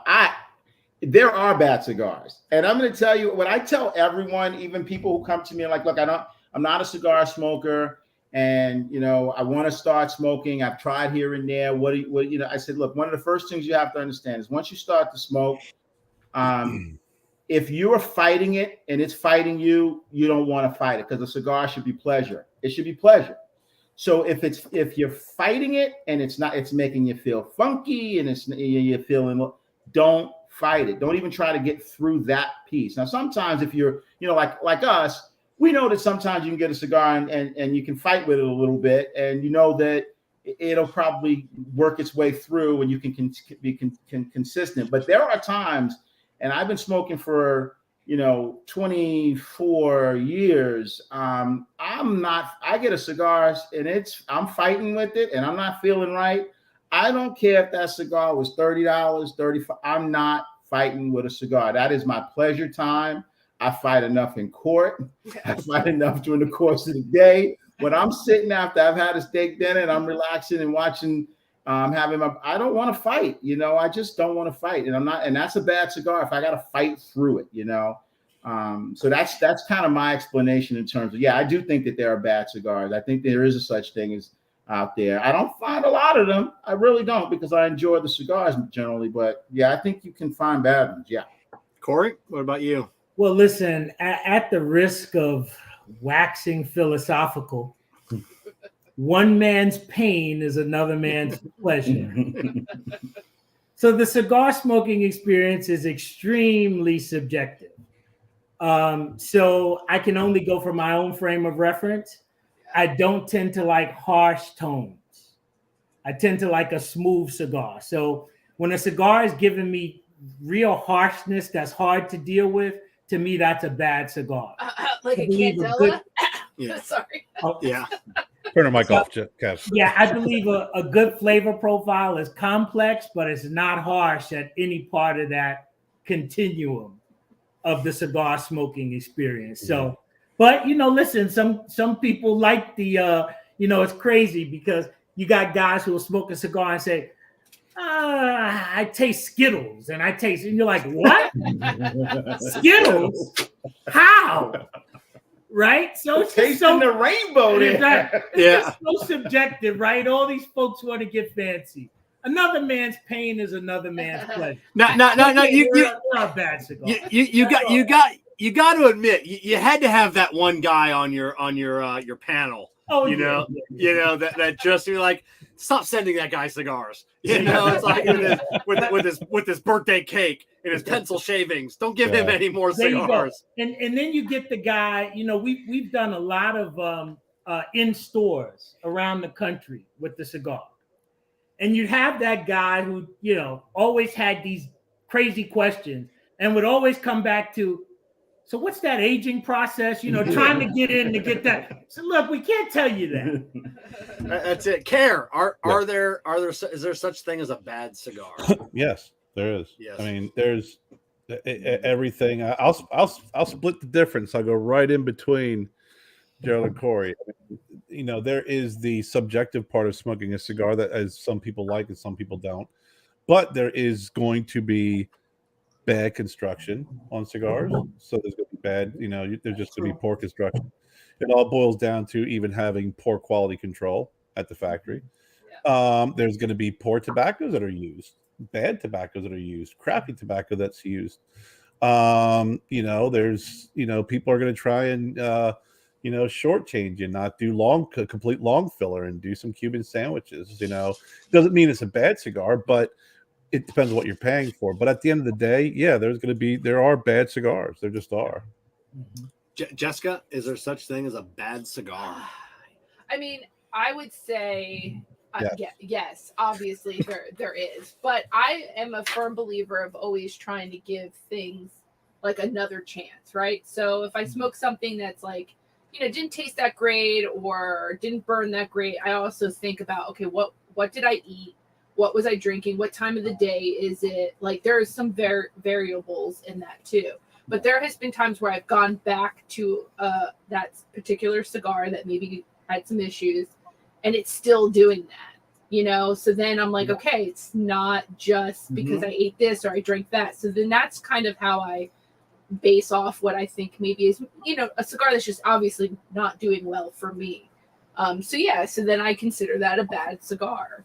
Yeah, you know, we got David here. I was going to say, to her point, I do give them a second chance. Yeah. I do. I'll give a second and third chance, and if it's hitting me the same way, and it's it's off the list. And a lot of times too, I won't smoke a cigar from like the same, you know, bundle I got, or if I bought a couple from the cigar shop, I'll go and buy another one and let it sit for a little bit and try that, because sometimes it could be, you know, there's that particular production, you know, like Kerr said, quality control, or, you know, is it something how it was kept in a humidor at a shop? You know, you never know what kind of and I always tell people too, when you get a cigar, you really should let them rest, you know, acclimate to your environment, because we're in Florida, so it's a lot different, you know, in New York or, you know, in Ohio or wherever. You know, you have different elements too that play a part, I think, in certain things. Like you always hear people too, like in Colorado, the elevation messes with people's, you know, ability to have, you know, to taste certain things or how they perceive like the cigar. So yeah, I definitely think there is bad cigars, but I do want to say something, because this was Manny's question. Manny always asks all our guests if you watch Oak Island. Yes. Do you watch the TV show Oak Island? Oak Island? No, I don't. What streaming service is that? It's Discovery. They're digging for treasure. I have seen it once. Okay. Yeah. I have seen it once. Then if you've seen it once, you've seen all the episodes. So yeah. Well, I'm curious. What's the premise?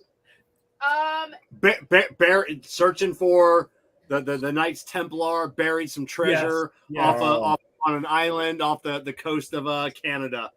So yeah, that's the premise. So they found a nail from Rome and decided that was where, you know.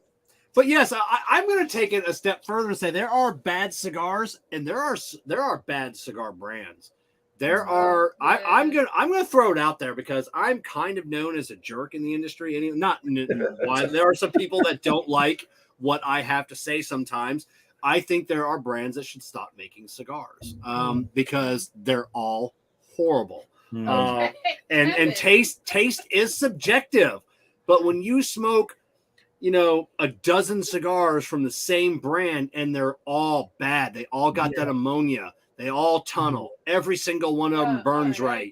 You're just thinking, what are you doing? How are you not controlling this, you know, this process, this quality control? You know, you just wonder, are you actually even smoking your own cigars? You know, it's mind blowing. It's mind blowing, but then it makes you wonder, like, okay, there are people who clearly are enjoying the cigars if they're still being purchased. I think some of them have a gitchy kind of, you know, either name or brand, and that's the reason. So I don't know. You know, it is what it is. But you guys have visited factories. Kerr, I mean, we've talked to how many people. There are some brand owners that don't know anything about cigars. Like they go to a factory and it's like, hey, I would like a cigar. I don't know anything. And then they just like, here's 6 samples, 12 samples, whatever. You don't know if there's somebody else's cigars. They're just presented with a blend, and that's all there is. They don't know how to do quality control. They don't know how to differentiate, between what's good and what's bad. And then I'll take that. That leads me to a next question for you guys. When you're getting blends in, are you taking cigars? I know Kerr does. When he gets batches of cigars in. He smokes a lot. I always tease him. He smokes a lot of his own cigars. But I thought I smoked too many. Are you guys, pulling out, cigars, one out of this bundle or one out of this box, one out of here, and you're constantly, checking those? Absolutely, because there's quality control on the manufacturer level, but there's also got to be quality control on the brand owner level. Yeah. And that involves randomly pulling cigars and trying those cigars out. Absolutely. And that goes for every phase of the manufacturing process. Right. The boxes, the rings, the label, everything. And I love the Dominican Republic, but the Dominican Republic is a third world country, and you in terms of what you might get one day and what you get the next day, it can vary dramatically. The spelling on something that was right on point one day and you checked it for some reason, the next day they're spelling it wrong, and so you can't let that impact what you have to do. So we have to be extremely diligent. I mean, we really do. And we, again, that goes back to say that we're blessed that we can go out there. Like, we don't have to wait for something to hit and not know. We are all over it. And we've recognized very early on in this process the need to have hands on, eyes on, nose on, everything on deck when you're out there, and you have to check every single thing. I think that just proves the point, like what Kevin was saying too, about other manufacturers who don't do that. It's all in the tell. Like, clearly it shows in your product versus another person's product who's never even left the country to go see what's happening. That's right. Yeah, I want to come back to one other thing you said, and there is that segment of the industry that white labeling is the thing to do. So they don't create the brand, they don't create the blend, they just take a cigar and slap their ring on it. Yeah. And as a matter of fact, we've been approached several times by celebrities. Yeah. Because part of this process is navigating the process. Yeah. Which there's several steps. And Kerr, the deal with that. That it's not an easy process. And so some companies want to bypass the process and in turn just white label some cigar. Yeah, I'm going to tell you, Corey and I, in our process, I'm going to tell you, we went to a couple of manufacturers. We had meetings set up for, and we all we needed to do, literally, was walk into the factory and look at the factory and walk right out. Yeah. You don't have to make me a single cigar, buddy, because the way I don't even want to taste your cigar the way that factory how about the guy with the open hookah container? Oh my God, it was horrible. It was horrible. And then remember, I left my cell phone there. We got down the road. I left my cell phone. I'm like, go back, my cell phone. Oh, that's what you want to see, doesn't it, Kerr? Maybe when they're rolling the cigars or taking a hookah, at the same time. I think that goes back to your original question: are there bad cigars? I think that all originates. Are there just bad cigar manufacturers? Are they not doing what they should be doing in order to produce a good cigar? Because it's all tobacco. Kerr, doesn't that then too put in perspective too? Is like, be careful. Like, you don't know what's going in cigars either from some of those companies. Like, that's what scared me when Kevin and I first kind of started doing reviews. I was like, what happens if we get something that like poisons us? Like, I don't want to die. She would be like, I'd have some cigars from a boutique maker. They send like, what's in that? I'm like, I don't know. Some dude sent us some cigars. To try. You smoke She's it first, Kevin. Like, who is this person? I'm like, I don't know. He's on Instagram. He's on Instagram. He must be legit, you know. So it's on the internet, so it must be true. Yeah, that's it. That's so, fine. Now, are you guys looking, because you're looking to have, sit down and blend your next cigar? Are you also looking to, which seems to be like the norm now? Because back 10 years ago, everybody you picked one factory and they made all your cigars. Now everybody's kind of splitting their time a little bit. Are you guys looking at other factories as well to produce cigars just in case? Nothing's ever going to happen to La Aurora. Manuel's not going anywhere, but time. You guys probably aren't ordering 1 million cigars at a time. So time, you're a little bit further down on the list than some of the bigger people. Are you looking at other factories too to just hedge your bets? Yeah, I mean, certainly we're always open to that, and when we're in the Dominican Republic, it's not just to meet with our current manufacturers and stay in one place. We're always looking to meet new people and find new artisans that are doing different things and have different experiences. And in many instances, you kind of put those things in your back pocket and you file them, but they're all part of your process. So Jerrold spoke to earlier redundancies and contingencies, and you always that's the term I was going for. Yes. Yeah, absolutely. That is at the forefront, and to take it a little bit deeper in terms of the complexity of the process. The cigar, and if you're one of us, as we understand the complexity and the artistry that goes into the creation of the cigar, right? It's not like you just slap something together if it's done right.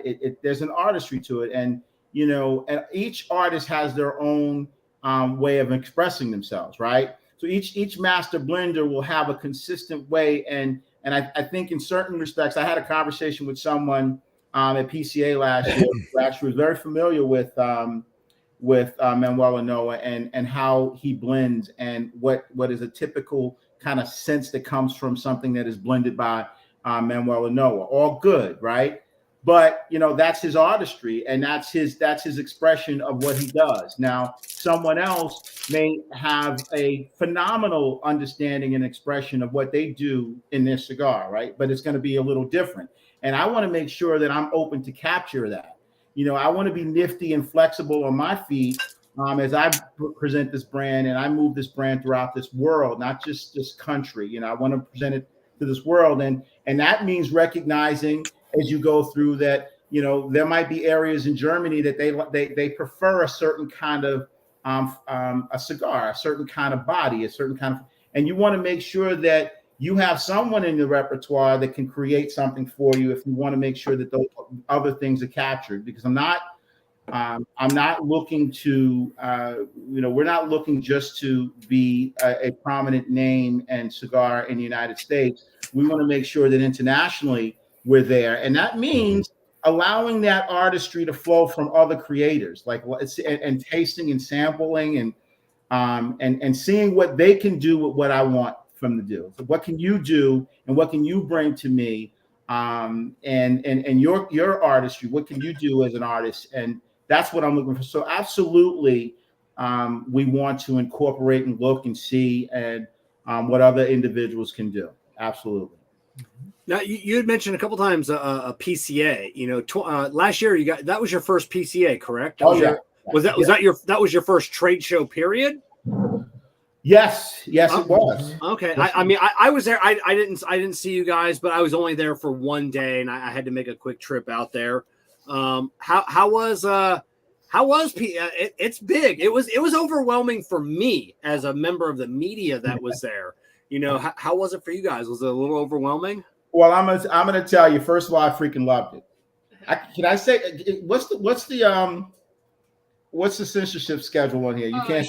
We're on our show. You're allowed to say whatever. I fucking loved it. Okay. Yeah, you're allowed to say whatever you want. It was awesome. I loved it. I worked my ass off. It was work. It was work.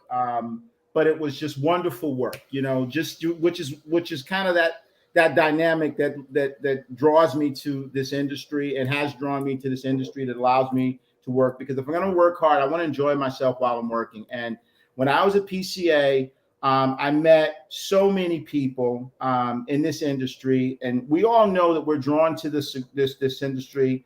It's not just the cigar itself and our love of cigars. It's what it brings to you socially, and the people that you generally meet. And I often, we speak a lot when we go to different events, because we've done events throughout this country, all over this country. And I always say to individuals that, there's something magical about this thing. This thing is magical because you could sit, I have a place in Sarasota, Florida. Oh, and that's where we're at.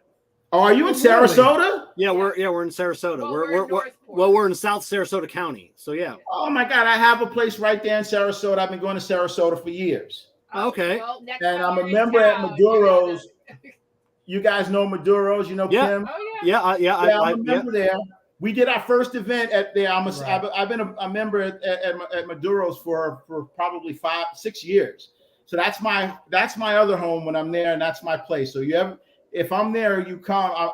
That's where I'll be in the evening. So we did our first event there. Now the clientele there is very different than the clientele up here in my place in New Jersey, right?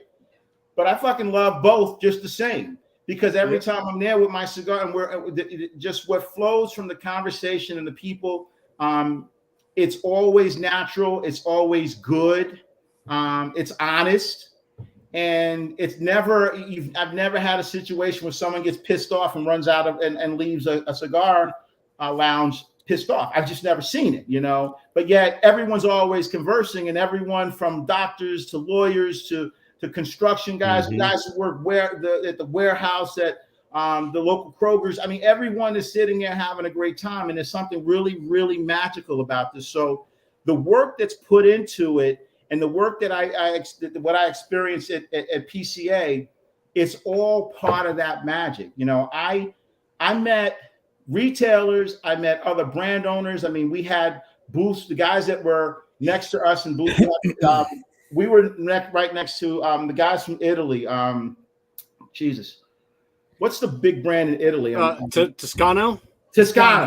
Those guys were freaking awesome. They brought us coffee, and their coffee was off the charts. Oh my God. Every morning they gave us coffee. At the end, everybody was in love, and that's just the nature of the beast. And that's what we experienced throughout the entire time at PCA. I didn't have my man here with me, so it didn't allow me to do a lot of roaming like I would have loved to have done, because we had to man the booth, right? I had to man it. But obviously, in the next few months when we're there, I have the opportunity to flow a little bit. But we had other guys from booths coming to visit us and bring us cigars, and we gave them our cigar. And PCA was the bomb. I'm looking forward to it. I am. Now, was it a good show for you business-wise? Did you sign up a lot of new accounts, or? Yeah, we did. And, one of the things we wanted to make sure we were in a position to do, because Cigar Aficionado is a little snobby when it comes to doing reviews. You have to show that you're in how many stores before they were? I was told 13 or 14 locations. Oh, really?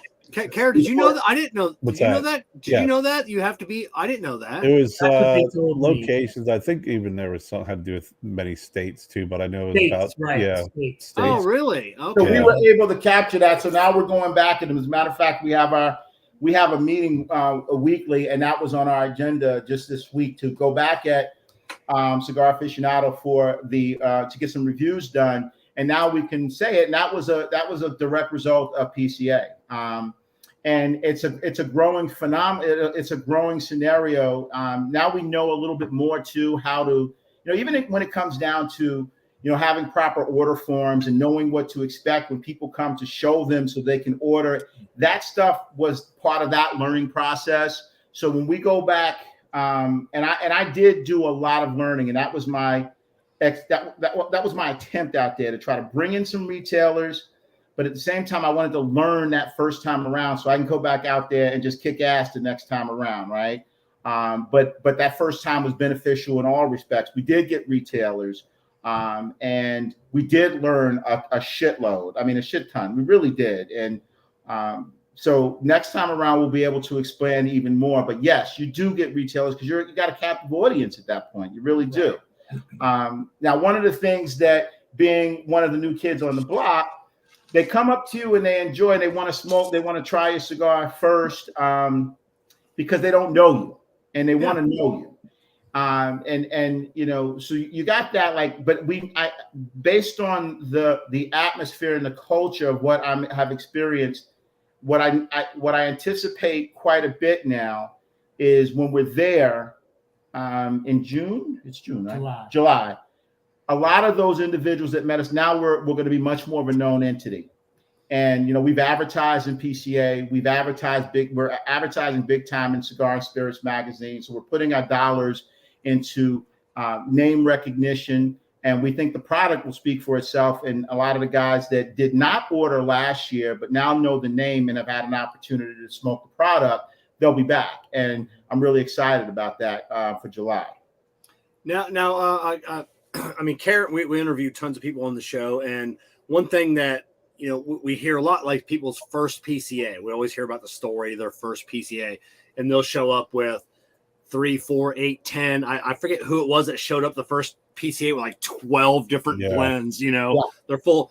Do you think it was beneficial or a hindrance? Did you hear one way or the other? You had one cigar. You show up to PCA with one cigar. For me, you know, I'm not a brick and mortar owner, you know, but for me, that seems like that's kind of easier. It's like, you know, I don't have to choose between, okay, these guys seem like they're cool guys. I smoke, you know, which one am I going to choose from? Like, well, they only have one, so I'll just buy the one. Did you hear, like, you know, any feedback like, hey, you know, are you guys going to come out with more, or like, you know?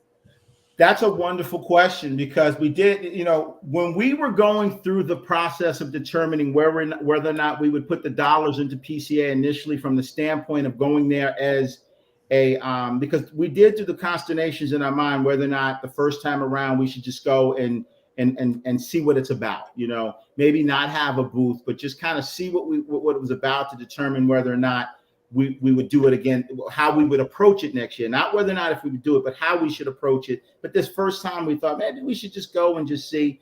And that was a big point of why we might do that, because we have one cigar, right? We don't, and one size. And maybe that's not the best showing right off the bat. That was that whole thought process.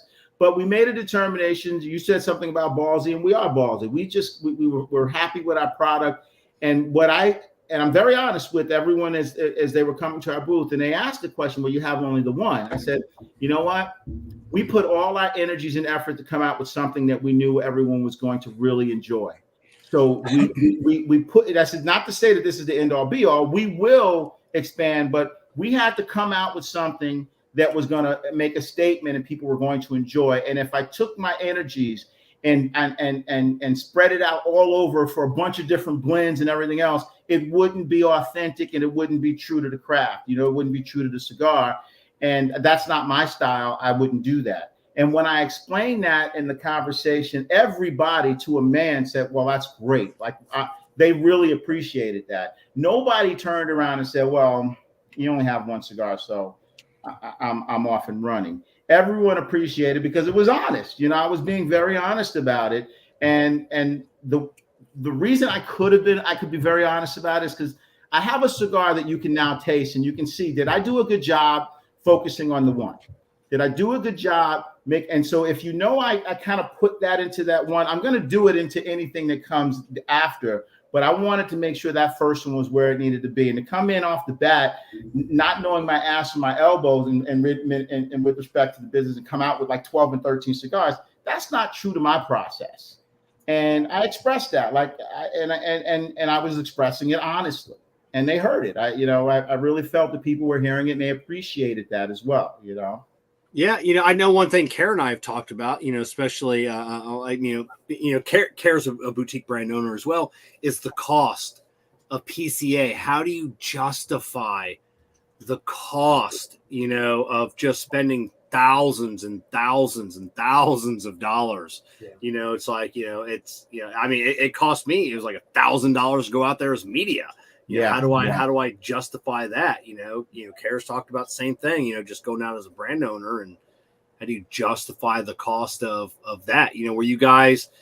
Were you able to at least cover the orders? Because we hear that all the time. You take an order at PCA, and it's like, oh, I'll ship it to you in 6 months because I don't have the cigars.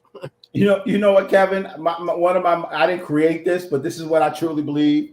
You got to bring ass to get ass, okay? Yeah. So you can't just count pennies when you're trying to do something that you ultimately want to bring to the world, right? You can't start out, and if you can't do it, then maybe you shouldn't be doing it right then. Maybe you should wait till you can do it. But I've never kind of, I've always had, it's just my personality, like I said, Corey and I are really lucky that we have the ability to maneuver, and we can maneuver. So, and we can maneuver for quite some time without worrying about what comes in after, because the important thing is to get the brand out. If we have the product and we put the work into the product and it comes through, then everything else will follow. So, I'm not one to pinch pennies and worry. I just need to get it out there. I want people to know. One of our mantras for 2023 is we want Nomos on the lips of everyone. You guys met us because I scoured the Instagram. I'm all over, and those individuals that I thought could put our product out there, Jessica being one, I made sure that Jessica and multitude of others got a sample of our cigar, right? And that's saying a lot, because we know that Jessica and you guys are, you know what you're smoking. And that's putting our balls out there. So if you got on the show afterwards and said, this was shit, I smoked it and this was shit, then, that would tell us something, and doesn't necessarily would defeat us, but it would tell us that we may need to look at things a little differently. But we felt that confident to make sure that we sent it out. We paid to send it out all over the country. I mean, we didn't just do, we did to quite a few, and we still do it. So if you're worrying about the dimes right off the bat, you just may not move far, and we're trying to take large steps in this country and in this world with Nomos. We really are. We're not playing around here. So yeah, if we had to do what we had to do to be out there at PCA, we did it. I didn't stay at what's the big hotel? What's the hotel that we're staying in now? Kerr, where did you stay? I didn't go.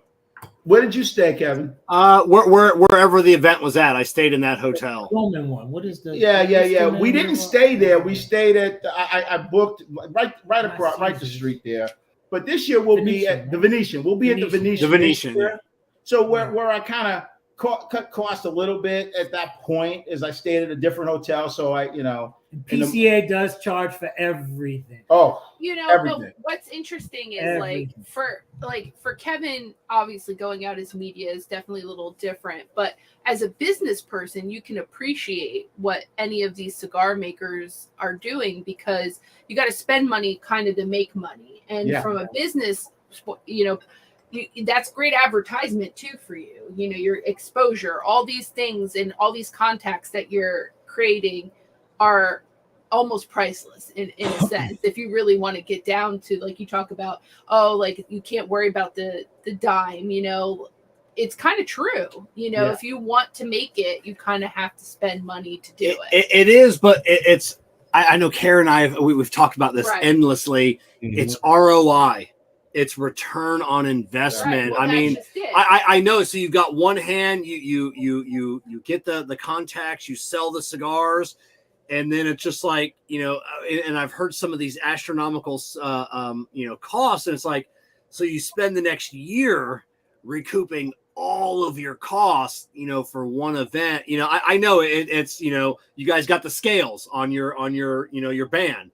It's like weighing one or the other. It's always. But I think that's where your kind of mind goes to, from being like in business and having a product that you sell.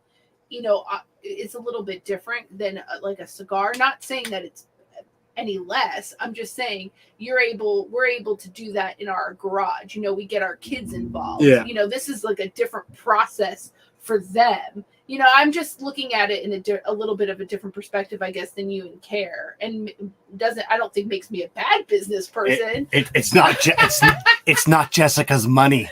You know, I think to your point, Jessica, and just from my personal opinion on it, I think, you know, and I think Jerrold and Corey hit, you know, the nail on the head is especially when you go to PCA, you have to be strategic about it. Yeah, I agree. Right. And you have to know where you know, you have to know a man's, as Clint Eastwood would say, man's got to know his limitations. So I've also heard so many different stories of people who put it out there and they go and then they just it was the straw that put the camel's back and they fold under because of the cost, because of the lack of return on investment. You know, and it may not be their fault. It just may be it just was not their year. It just didn't catch. Yeah. So when you do take big leaps like that, there needs to be some strategery, as George Bush would say, to that move to going to an event like PCA. Yeah, but I think with Jerrold and Corey is that they are they have the means and the ability to do more than some of these others, like people who are like, oh, I'd like to make a cigar. I mean, you've put a lot of thought, energy, time, money behind this whole process. Mm-hmm. And I think that is just kudos to your character of who you are. And like some of the advice I've heard you say tonight is like, you know, people really need to think this through, you know, like it's, you know, and be hands-on. So if you're not in that space yet in that capacity, then it's just not your time. Doesn't mean it can't be done. It's just not the time. That's right. Know? My kids are still eating. They still have a roof over their heads, you know, and they're still able to go to school and the whole nine. So yeah, it obviously that the strategic aspect of it is extremely important. And you know, one of the things that come back to us, which I love, like we were out in DR in February, and we always meet with all of our vendors. We meet with everybody, right? And we get this feedback now, like they're hearing about us in all over places. It's coming back at, you know, oh yeah, you know, we were at a such and such, and they were talking about they mentioned Nomos and they know Nomos, you know. So when you start to get that flow from individuals, not across the street from someone who went into a local place and bought a cigar, but you're in the Dominican Republic in the cigar industry, and people are saying people who are in the industry, the box makers, the actual manufacturer, you know, and they're saying that yes, we are hearing your name in places. That tells you I'm okay with paying what I'm paying and doing what I have to do because we're going where we need to go. I'm comfortable with that, you know. That's good. That's good. Exactly. One final question I have for you tonight. I can't believe we're almost at 2 hours. I mean, time has flown by tonight. For the both of you, you know, you're lawyers. You try your best. I mean, that's your job, is to think of every outcome and try and plan as far ahead as possible. Was there one thing, two things that like you had no idea when you got into this industry? You're like, wow, I didn't see that. I didn't know about that. Was there a challenge, something you had to overcome? And it's just like, you know, obviously you overcame it, but it's like, wow, I didn't see that one coming. I think one of the challenges that we are contending with, and it's not as if you didn't smell it. You could smell it. There was going to be a little bit of a rumbling of this, and that pertains to dealing with a country that is not. They don't work like we work with the you know, like we do. You know, it's a different animal. You know, and I'm a worker. You know, Corey and I, we work. We're grinders. We're grinders in every aspect of everything we do, and when you have thought through what you need to think through and you approach individuals and you ask them to do X, Y, and Z, and you're prepared to pay them and you're prepared to, and you're there. So they know that you're serious and you're always there. You have an expectation that things are going to get done, and they're going to get done, maybe not exactly on time, but somewhere around that time, you know, somewhere there. That is not the way things work out there in the Dominican Republic. So that has been an issue for us at times. It has been, and don't forget this as well, which was really crazy early on, is we had to always take a look at their calendar. Yeah, because we made a couple of trips out there, and it's like, oh, it's a holiday. We're and they're shut down. Yeah. But wait a minute, what's going on? And they don't shut down for the day. Oh no. and then they have, and this is a part of the process. They have siestas throughout the court during every day. They shut down. We don't do that. We work like fools, and I actually appreciate. They walk around happy out there. They do. I mean, they really do. And whether or not they're making $1 million or $20 a month, they are happy. But when you go and you're trying to maneuver things and you think, look, can I meet with you at this time? I'm only here for 4 days. Well, no, because we're out for 2 hours. The factory shut down for 2 hours while we have our lunch every day. So you have to factor that in. We have an itinerary. We prepare an itinerary and a budget and everything every time we go out.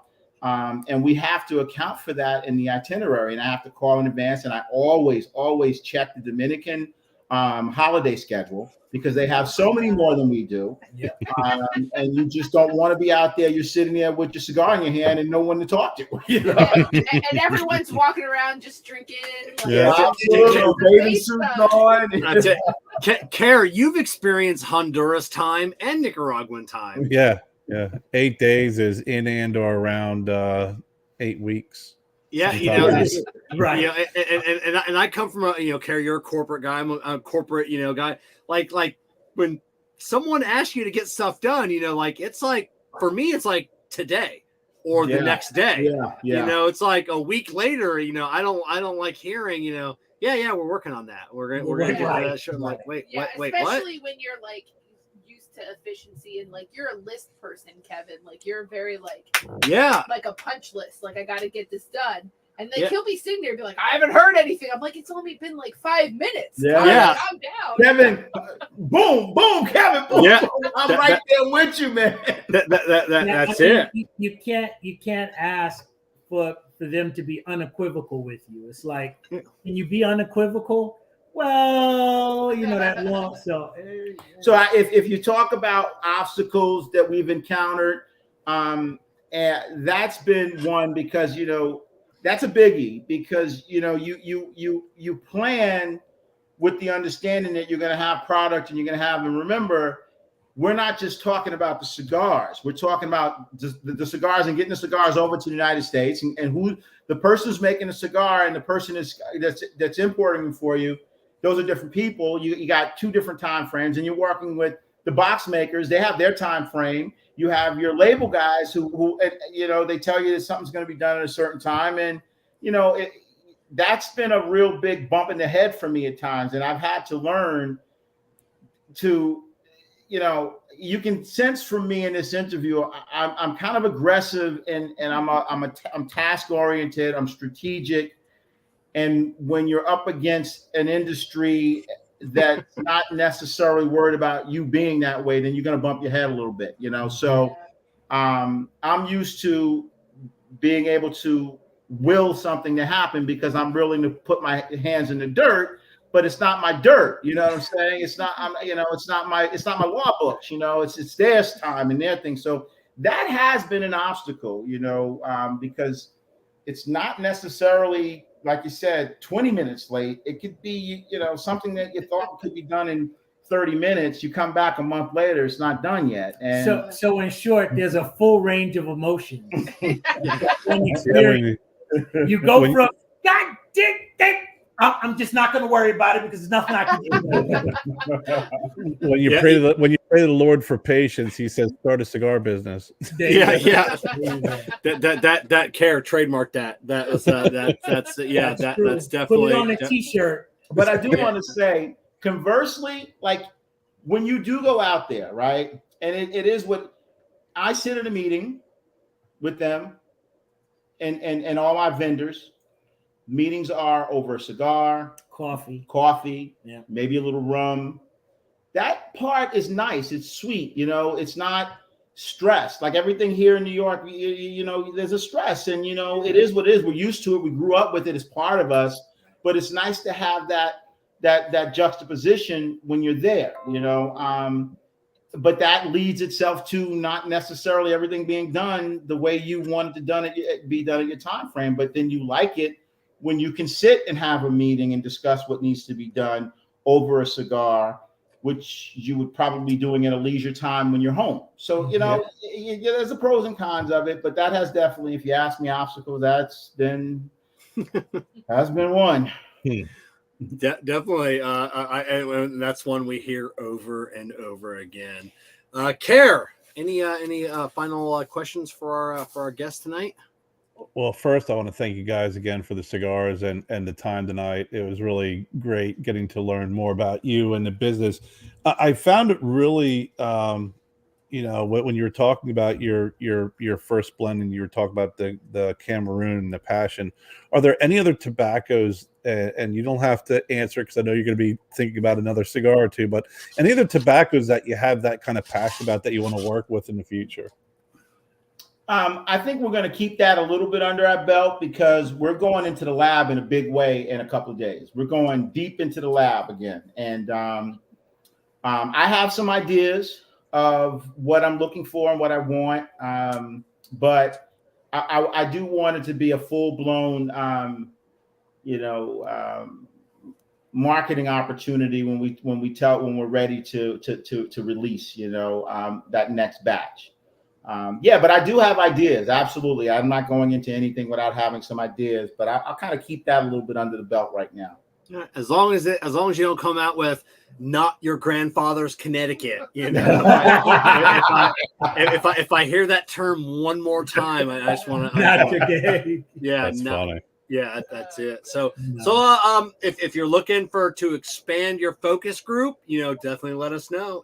Kerr, Jessica, and I, we'll definitely give you our honest opinions if you're looking to expand that in the future. Also, when you're in Sarasota, hit us up. Yeah, I absolutely will. Also, 100% I will. Our lounge hopefully will be done, so you can always come and hang out at our house. Yeah, well, so you know what? I'm there. I'm telling you.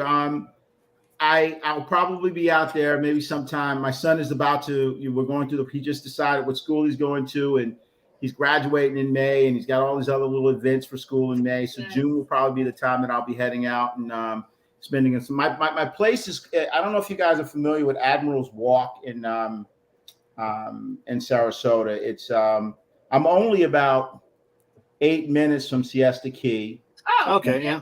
Yeah, so that's we know Siesta Key quite well. So yeah, absolutely. So, what school did your son choose?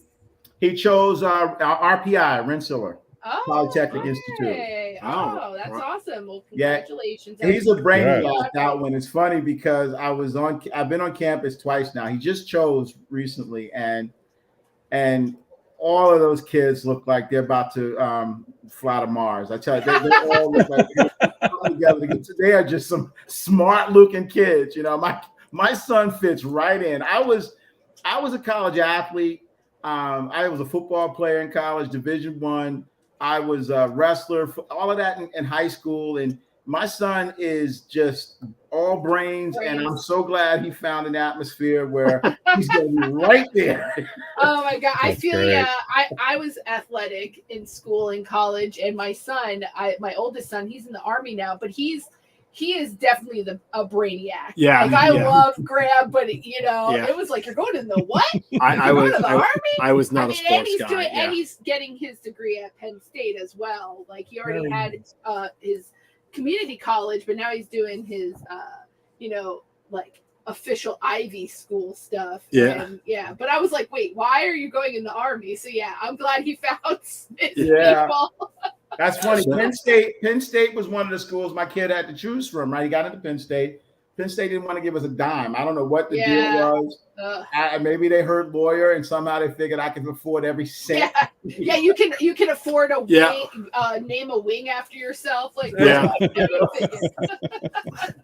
they need a new statue up front anyways in that school anyways. They had to take that. So that broke my heart, by the way, because I was a Penn State. I loved Penn State growing up because as a ball player. My high school coach had a very good relationship with Paterno. So growing up, you know, Penn State was something that so that really hurt my heart when that happened, because I love Paterno, but that wasn't a good look. Yeah. No. That we'll talk about that on the next show. Yeah. So all right, I thank you guys so much. Like I said, thank you. 2 hours of your Monday night. We really appreciate that. I know how busy you guys are, so to take your time We out want of to your thank schedule. you guys. You guys have been always very supportive, and I know you'll Absolutely. continue to be. Jessica, every once in a while, grab a Nomos when you're doing your shots, okay? Grab a Nomos and send it out. You know, unfortunately, I am horrible at social media. Like, I've been trying to get a lot better at it. What? I don't believe you. I don't believe that one. As far as consistency goes, I don't post like I Wait, should. I can't sit on my toilet for 15 minutes without seeing Jessica throwing Yeah. something. See? I don't even hear that shit. I feel like I'm not consistent compared to like a lot of other people. Some people will post like 7 or 8 things a day, and I'm like, I can't do that.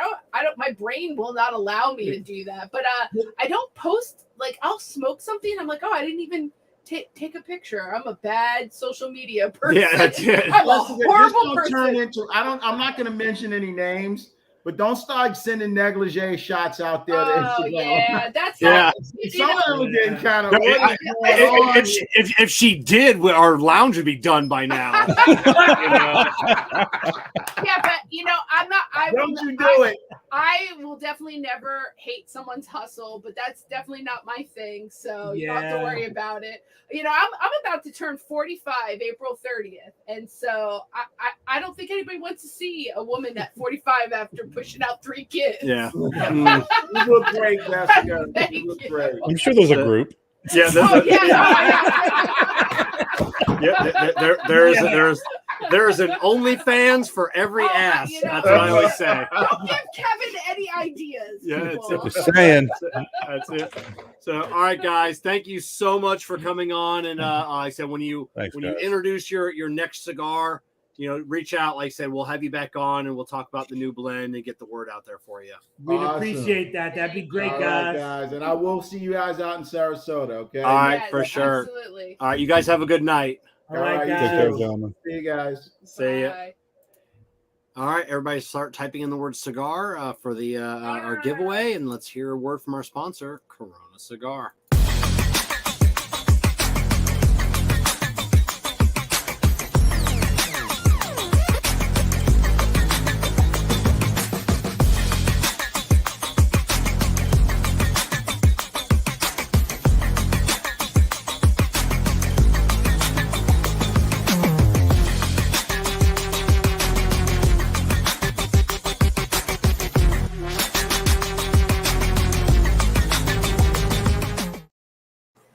All right. Let's see. Everybody typed in the word cigar. All right, let's go ahead and share our. What's that? Was me. I was trying to find something that was my. All right, so it's time for the Tapping Ash and Taking Names giveaway presented by Amendola Family Cigars.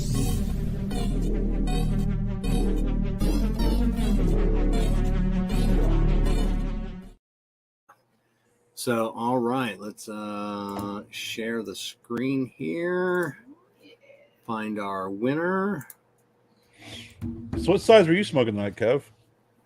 Were you the 5x56? I think I had the 6x56. 6x56. 6x56. All right. It's a good size. It's just a good cigar. That ending is just so.